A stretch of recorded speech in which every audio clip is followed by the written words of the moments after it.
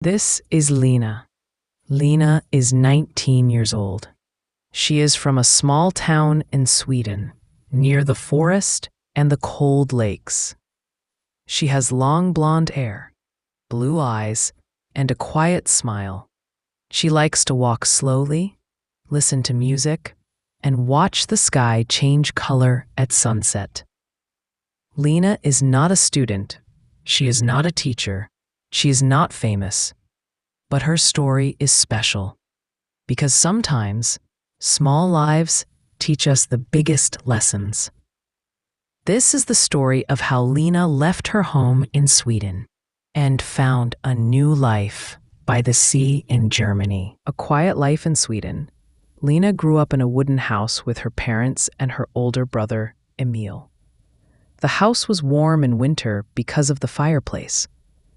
In summer, the sun stayed in the sky for many hours, almost all night. Lina loved the forest. Every morning, she walked the dog, a small brown one named Miso. They walked on soft ground under tall trees, listening to birds. At home, she helped her mother in the kitchen. She made bread, soup, and coffee. Her mother said, "You have quiet hands, good for cooking." Lina didn't talk much, but she felt a lot. She felt the cold wind. She felt the silence. She felt the beauty of small things. But something was missing. She didn't know what. She only knew that her heart wanted more. A dream of the sea. One day, Lina watched a video online. It was about a small town in Germany, on the coast of the Baltic Sea. The water was gray-blue. The sky was wide. The houses were old and colorful. People walked on the beach, even in cold weather. She watched it again, and again, and again. She read the comments. "I live here. It's peaceful. Great for artists. Slow life, fresh air, no stress." That night, she wrote in her notebook, "One day, I want to live near the sea." She didn't tell anyone, not even her mother. But the dream stayed in her heart. A big decision. When Lina turned 19, she made a decision. She wanted to leave Sweden. Not forever, but for 1 year. She wanted to live near the sea. She wanted to learn new things. She wanted to find her calm. She found a small town in Germany called Warnemünde. It is part of Rostock on the north coast. It has a lighthouse, a long pier, and soft sand beaches. Many tourists come in summer, but in winter, it is quiet, almost silent. She looked for jobs. She found one, cleaning rooms in a small guest house. The owner, a woman named Mrs. Becker, said, "You can have a small room above the house. Food is not included, but you can cook. Work is 20 hours a week. Is that okay?" Lina said, "Yes, thank you." She told her parents. They were surprised. "But it's so far," her mother said, "and you don't speak German well." Lina said, "I will learn." She packed one suitcase. She said goodbye to Miso. She hugged her parents. Then she took a train. First to Copenhagen, then to Berlin, then to Rostock. She was scared, but also excited. Arrival in Warnemünde. When Lina arrived, the air smelled like salt and wind. The sky was gray but soft. The sea was not loud, it was calm, like breathing. Mrs. Becker met her at the train station. She was a woman in her 60s, with short gray hair and kind eyes. She spoke slowly in English. "Welcome, Lina. I hope you like it here." The guest house was small and red, with white windows. It had 6 rooms for guests. Lina's room was on the top floor, small, clean, with a window that looked at the sea. That night, she opened her suitcase. She put her clothes in the drawer. She placed a photo of her family on the desk. Then she sat by the window and watched the moon over the water. She felt alone, but not sad. She felt free. First days at work. Her job was simple. Clean guest rooms every morning. Change beds, wash towels, vacuum the floor, fill small bottles of soap. Mrs. Becker showed her how. Lina listened carefully. She didn't speak much German, but she understood with her eyes and hands. One morning, a guest left a note. "Thank you. The room is very clean. You are kind." Lina smiled. She didn't know the guest, but the words made her feel good. She started to learn German words. Guten Morgen equals good morning. Danke equals thank you. Zimmer equals room. Sauber equals clean. Wasser equals water. She wrote them in her notebook. She practiced every night. Life by the sea. Every day after work, Lina walked on the beach. She wore a worn jacket and boots. She carried a small bag with bread for the seagulls. She liked the sound of the waves. She liked the cold wind on her face. She liked the silence. Sometimes she sat on a bench and drew. She wasn't a great artist, but she liked to draw the sea, the pier, the boats. One day, an old man sat next to her. He said in German, "Nice drawing." Lina said, "Thank you." He smiled. "You are new here." "Yes," she said. "From Sweden." "Ah," he said. "Cold country too, but nice people." They talked for 10 minutes. It was short, but it was real. After that, she saw him again. His name was Herr Klein. He came every afternoon. They didn't talk much, but they smiled, and that was enough. The coffee shop near the beach. There was a small coffee shop called Seaside Cup. Lina went there one rainy afternoon. She ordered tea and a piece of cake. The woman behind the counter said, "First time here?" Lina nodded. "You're the girl from the guest house, right? Mrs. Becker's helper?" Lina smiled. "Yes, I'm Lina." "I'm Anna," the woman said. "Welcome." From that day, Lina went to the coffee shop once a week. She always sat by the window. She read books in English. She watched the rain on the sea. Anna started to remember her.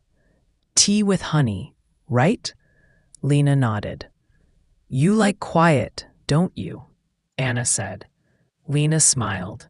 "Yes, very much." One day, Anna said, "We need part-time help here. Just weekends. Want to try?"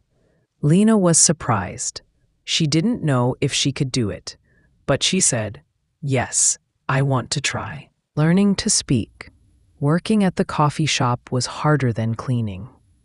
She had to talk to people. Say hello. Take orders. Say thank you. Give change. At first, her voice was quiet. She made mistakes. Once, she gave tea to someone who ordered coffee. The man smiled. "It's okay. Tea is good too." She wrote new words every day. Order, bill, cake, milk, here you go. She practiced with Anna. Anna spoke slowly. She didn't laugh when Lina made mistakes. After 2 months, Lina could say, "Good morning. What would you like? We have fresh cake today." And people understood her. Winter in Warnemünde. Winter came. The days became short. The sea was gray and cold. Few tourists came, but Lina liked it. The town was quiet. The air was clean. She walked every day, even when it snowed. She learned to enjoy small things. Hot tea in the morning, a good book, the sound of the lighthouse bell, a smile from Herr Klein, a good job from Anna. She didn't feel lonely anymore. She felt at home. She called her parents every Sunday. Her mother said, "You sound happy." Lina said, "I am." A new hobby. One day, she found an old notebook in a second-hand shop. It had empty pages and a blue cover. She bought it. She started to write, not just words, but small stories about the sea, about the people, about her days. She wrote in English because it felt like a new language for a new life. One story, the old man on the bench. Every day, he sits and looks at the sea. He doesn't move much, but his eyes are full of stories. I think he was a sailor, or maybe a fisherman, or maybe he just loves the water. I don't ask. I just smile, and he smiles back. She showed one story to Anna. Anna read it. Then she said, "Lina, this is beautiful." Lina blushed. No one had ever said that about her words. A gift before Christmas. Lina bought small gifts. For Mrs. Becker, a candle with a sea smell. For Anna, a handmade bookmark. For Herr Klein, a warm scarf, blue like the sea. She gave them quietly. No big words. Mrs. Becker hugged her. Anna said, "You have a kind heart." Herr Klein touched the scarf and said, "Danke, Lina." Warm, like your smile. That night, she sat by her window. She felt full, not with food, but with peace. A new friend. One cold morning, Lina saw a small dog on the beach. It was wet and cold. It had no collar. She took off her scarf and wrapped it. She carried it to Mrs. Becker. "What should we do?" she asked. Mrs. Becker called a vet. The dog was healthy. No microchip, no owner. "Can I keep him?" Lina asked. Mrs. Becker smiled. "If you want." She named him Nemo, after the fish in the movie. He was small, brown, with big eyes. He followed her everywhere. Now, her walks were not alone. Nemo ran on the sand. He chased seagulls. He barked at waves. And Lina laughed, more than she had in years. Spring returns. Winter left. The sun came back. The sea turned blue-green. Tourists returned.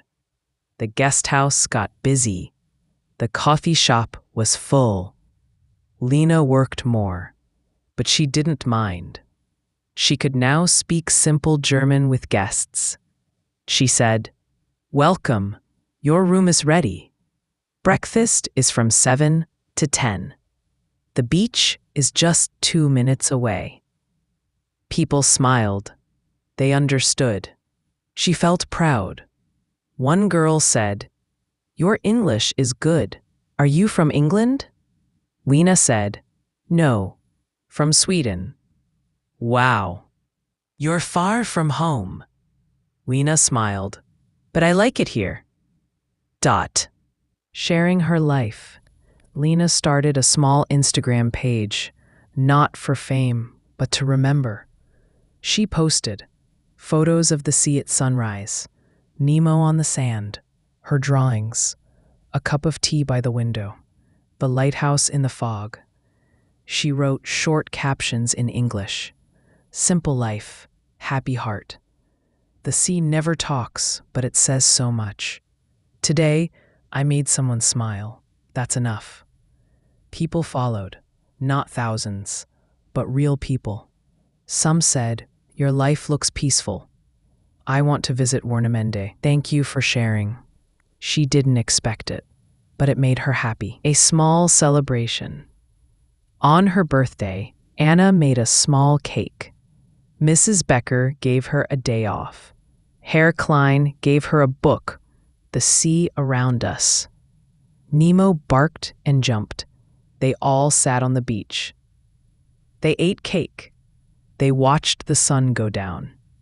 No music, no party, just quiet joy. Lina thought, this is what I wanted. Not big things, just peace, just kindness, just the sea. A new plan. After 1 year, Mrs. Becker said, you can stay, Lina, if you want. Lina thought for many days. She loved Warnemünde. She loved her life. But she also missed Sweden. She missed her parents. She missed the forest. She decided, I will go back to Sweden for 6 months. Then I will return to Germany. Maybe not here, but near the sea. She wanted to keep learning. Maybe take English or art classes. Maybe write more stories. She realized she didn't need to be loud to be strong. She didn't need to be fast to move forward. She just needed to be herself. Final words from the narrator. Lina's story is not about big success. It is not about money or fame. It is about finding your place, about learning a new language, not just of words, but of life. About quiet courage. She left her home with 1 suitcase. She didn't know the language. She didn't know the people. But she was open. She was kind. She was patient. And slowly, she built a new life. Not perfect, but real. Not loud, but deep. If you are learning English, if you feel shy, if you want a simpler, calmer life, remember Lina, the girl who walked by the sea, who cleaned rooms, who smiled at old men, who found peace in small things. You don't need to be the loudest voice. You just need to keep walking. 1 step, 1 word, 1 day at a time, and maybe you'll find your sea too. The end.